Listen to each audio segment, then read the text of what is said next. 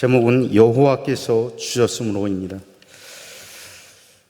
상당히 말씀이 깁니다. 1절부터 24절까지 있는데 또 그 분량이 다른 거에 비해서 이렇게 한 절 한 절 읽으면서 하기는 벅찬 시간입니다.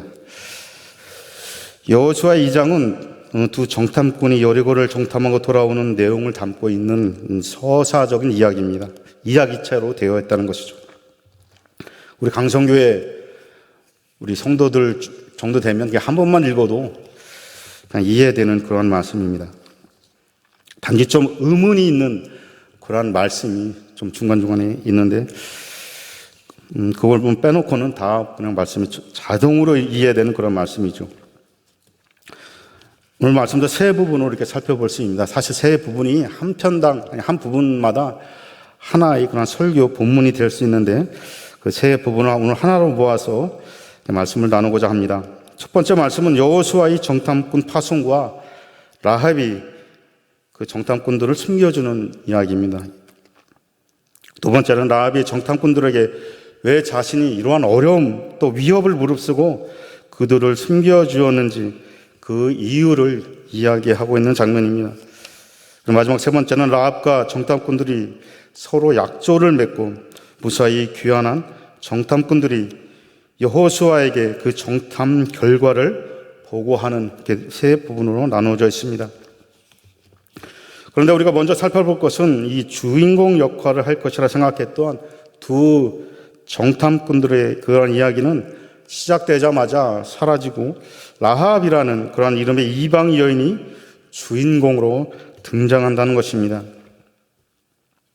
아직 여리고 정복에 대한 확신이 없던 그런 정탐꾼들을 향해 라합이 이렇게 말합니다.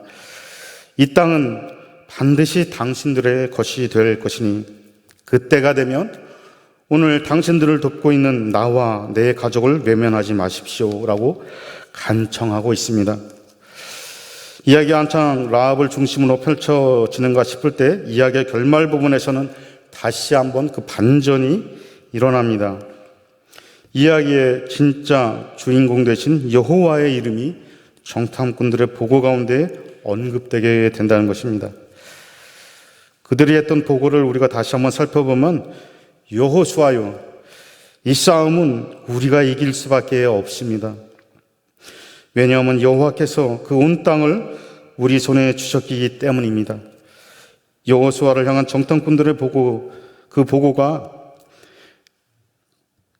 40년 전에 그렇게 여호수아가 했던 그런 보고죠. 그런 보고를 지금 두 정탐꾼들이 하고 있습니다. 그러한 보고가 우리의 고백이 될 줄 믿으며 우리 본문을 한번 같이 살펴보도록 하겠습니다. 먼저 1절로 7절 말씀을 통해서 여호수아의 정탐꾼 파송과 정탐꾼들을 숨겨준 라합의 이야기입니다. 읽기는 너무 시간이 많이 걸릴 것 같습니다. 우리 1절만 한번 읽어보겠습니다. 1절만 시작. 눈의 아들 여호수아가 시뜸에서 두 사람을 정탐꾼으로 보내매 이르되 가서 그 땅과 여리고를 엿보라 하매 그들이 가서 라합이라 하는 기생의 집에 들어가 거기서 유득하더라. 이 한국어 번역에는 그 비밀리에라는 그런 단어가 빠져 있습니다.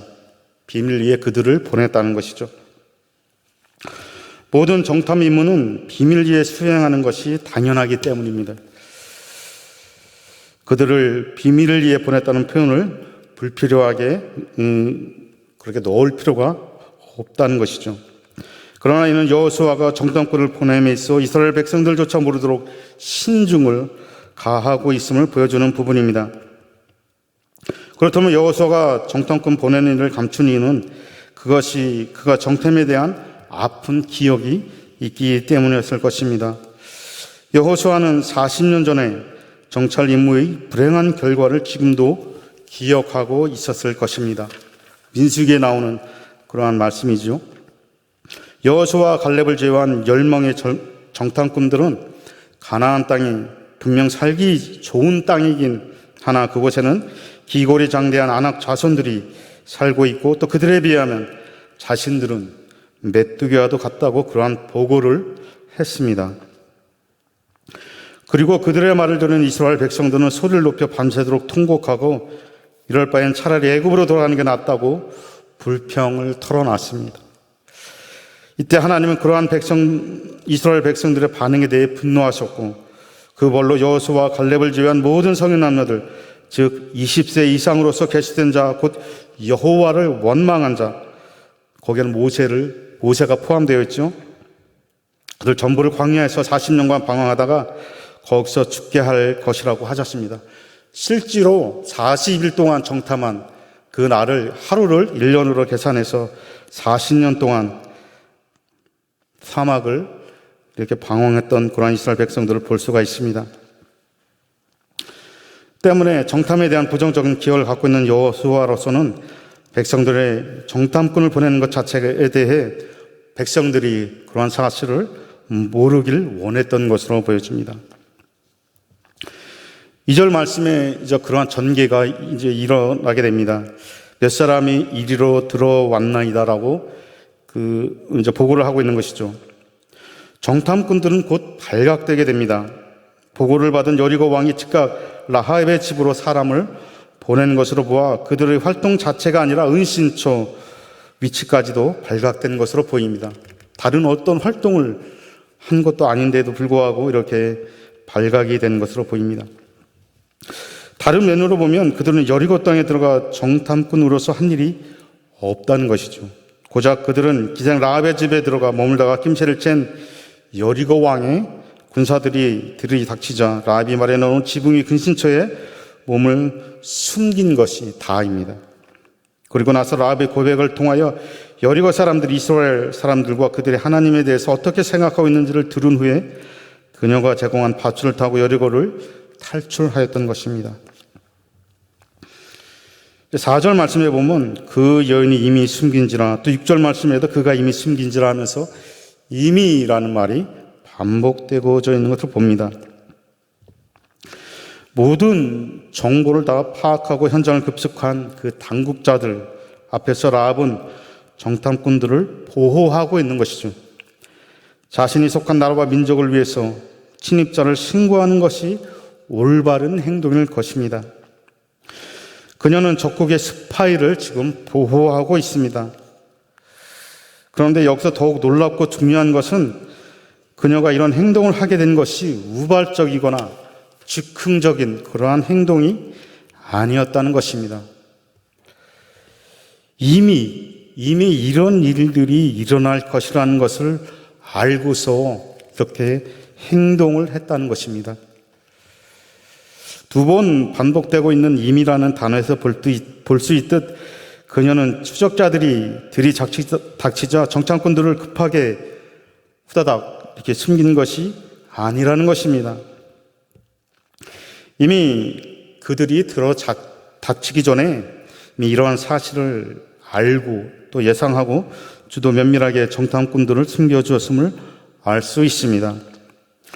자칫하면 반역죄로 잡혀가서 자기 목숨도 위태롭게 될 것을 알았을 것입니다. 라합은 지금 목숨을 건 그런 도박을 하고 있는 것이죠. 그 이유에 대해서 8절로 14절까지 설명을 해주고 있습니다. 8절로 14절까지 라합이 정탐꾼들을 숨기고자 한 이유에 대해서 한번 살펴보겠습니다. 오늘 본문의 첫 장면은 적국의 스파이를 숨기고 보호해준 지능 라합의 이해 못할 행동이었습니다. 그 행동을 통해서 얼마나 많은 사람들이 죽어야 되는지 아마 라합은 상상하지 못했을 것입니다. 8절로 14절에 나오는 장면을 통해서 라합이 왜 그런 이해 못할 행동을 했는지 그 숨겨진 이유를 알게 됩니다. 그녀가 그런 선택을 한 것은 이스라엘 군대가 강해서도 또 상대적으로 여리의 군사력과 방어시설이 약하다고 생각해서도 아닙니다.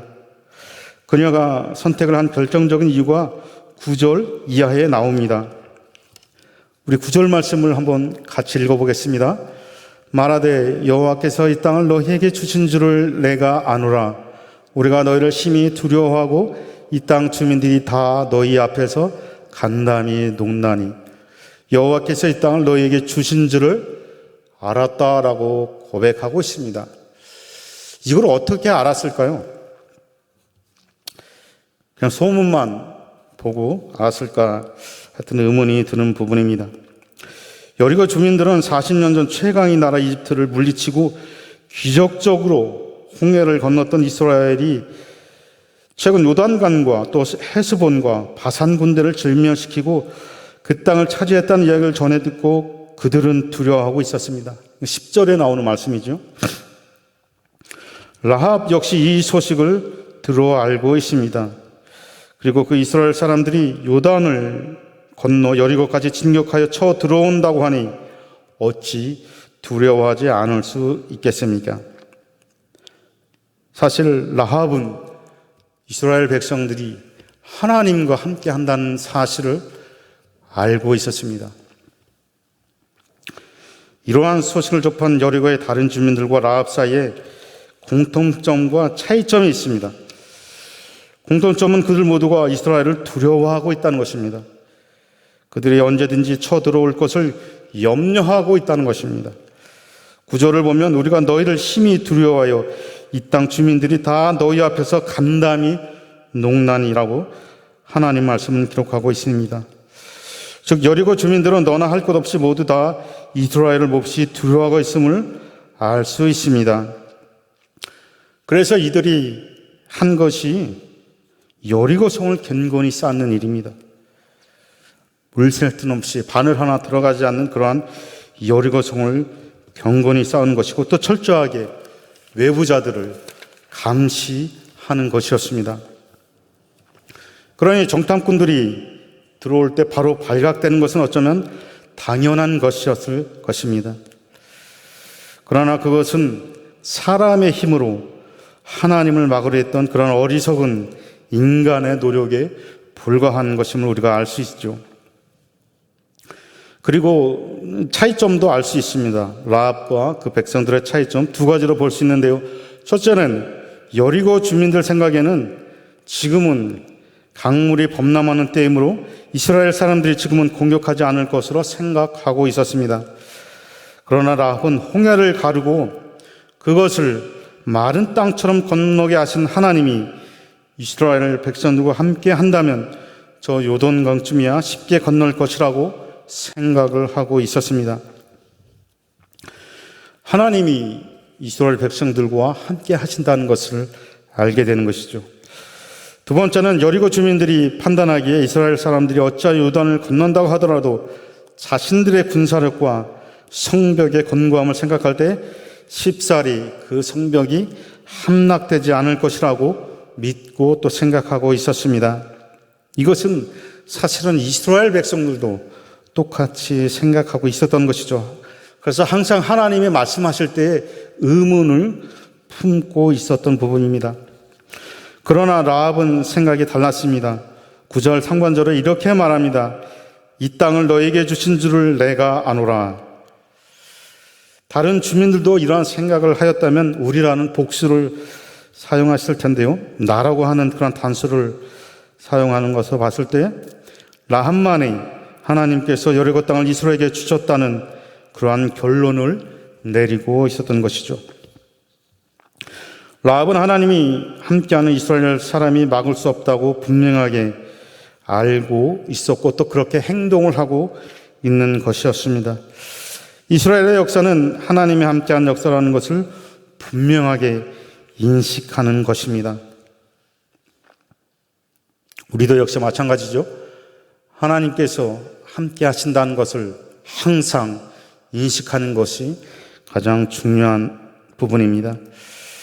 하나님의 뜻과 섭리 가운데 이제 곧 여리고가 함락될 것이 분명한 이 위기의 때에 이스라엘이 정탐꾼들이 자신의 집을 은신처로 삼아 들어온 것은 이 라합에게는 절호의 기회였고 하나님이 주신 은혜였습니다.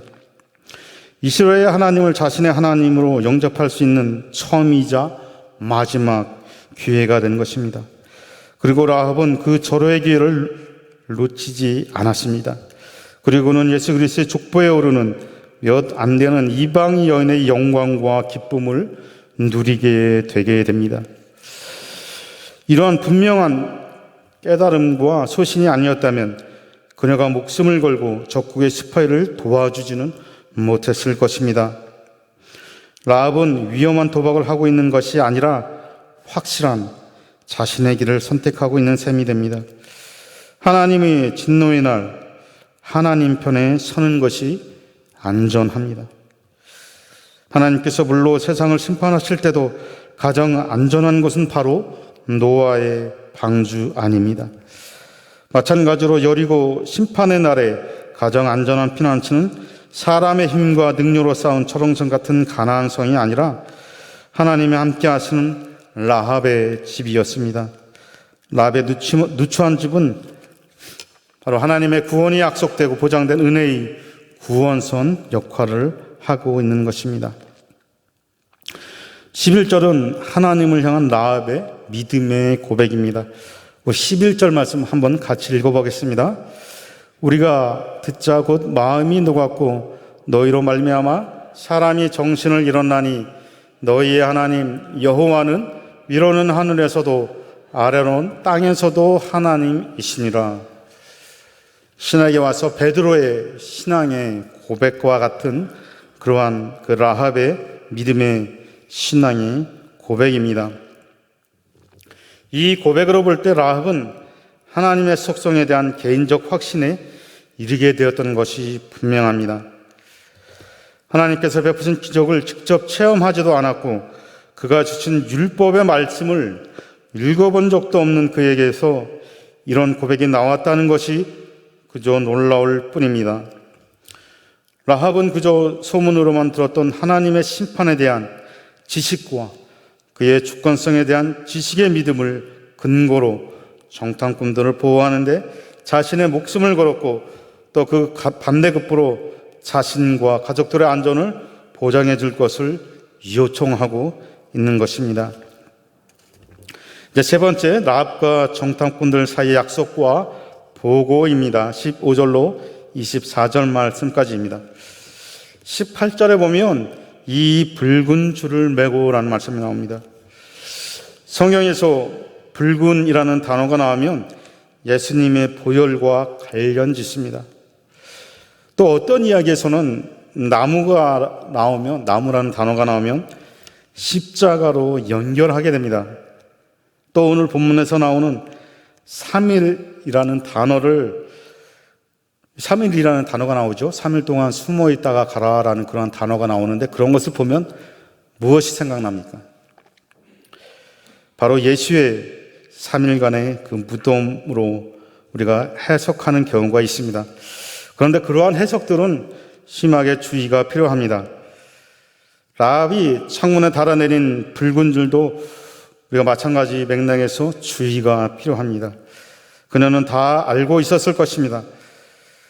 자신의 민족이 다 죽을 것이라는 것은 우리가 여호수아 6장 21절에 보면 그 몇 명이라고는 나오지 않습니다. 근데 남녀노소가 어린아이 할 것 없죠. 어린아이 애기까지도 다 죽었다라고 멸한다라고 되어 멸하여서 하나님께 드렸다라고 이렇게 한 고백이 있습니다. 이런 상황에 라합은 자신의 안전에 관하여 정탐꾼들에게 여호와로 내게 맹세할 것을 요구하고 정탐꾼들은 맹세의 증표로 그녀가 자신들을 탈출시키는데 사용한 줄을 사용하게 됩니다.